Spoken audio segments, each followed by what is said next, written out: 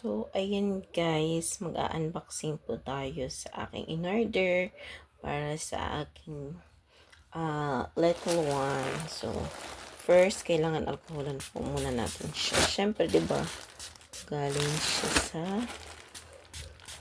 so, ayan, alcoholan na natin siya. So, i-open natin.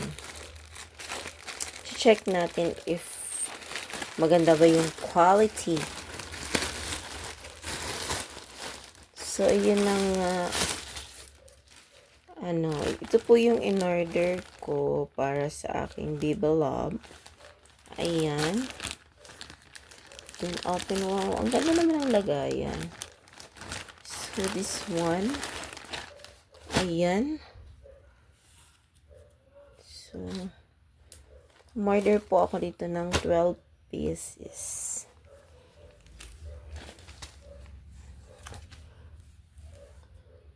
So, ayun. Ito lang. Ganito pala siya. So far, okay naman siya. Ayan. Malambot pa dito sa... Malambot siya. Ayan.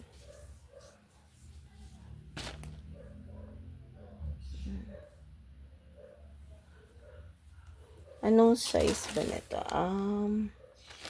Ang size nito is XL. So, ayan. Baby cotton. Ayan. Tapos, XL 16 by 32. 12 peraso. So, 12 peraso po itong in-order ko. So, ayan. Okay lang naman po yung quality ng kanyang kasi hindi siya masyadong parang hindi siya masyadong mainit. Bilangin na lang natin. 1, 2, 3, 4, 5, 6, 7, 8, 9,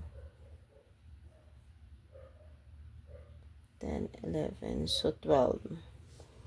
Ayan, meron po tayong 12 na ganito. So far, okay naman siya. Ayan.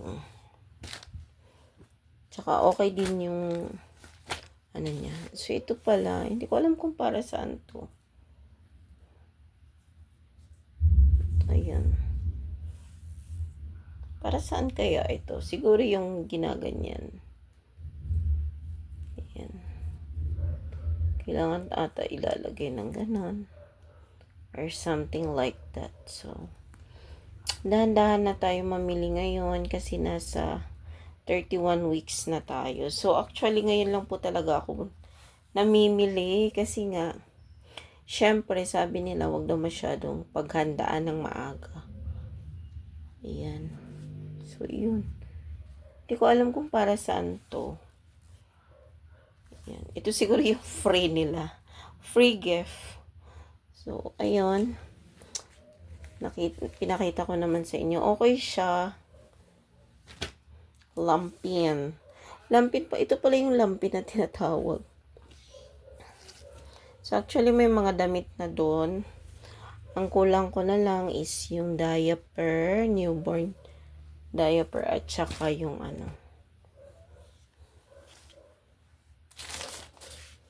So, ibabalik na natin siya kasi para maitabi na natin. Ayan. Ang bilis niya ring dumating. Siguro in-order ko siya nung linggo. Haba. Ayan. In-order ko siya nung linggo. Tapos dumating siya ngayon. So far, so good. Okay naman po siya. Pwede po kayong mag-order sa TikTok. Sa TikTok ko to siya in-order eh. Ayan. Hindi ko nga alam kung tawag na. Hindi ko pa alam kung ano pa yung mga dapat ko pang orderin kasi syempre as a first time mom, ganyan. Hindi mo alam kung ano talaga yung mga kinakailangan, ganyan.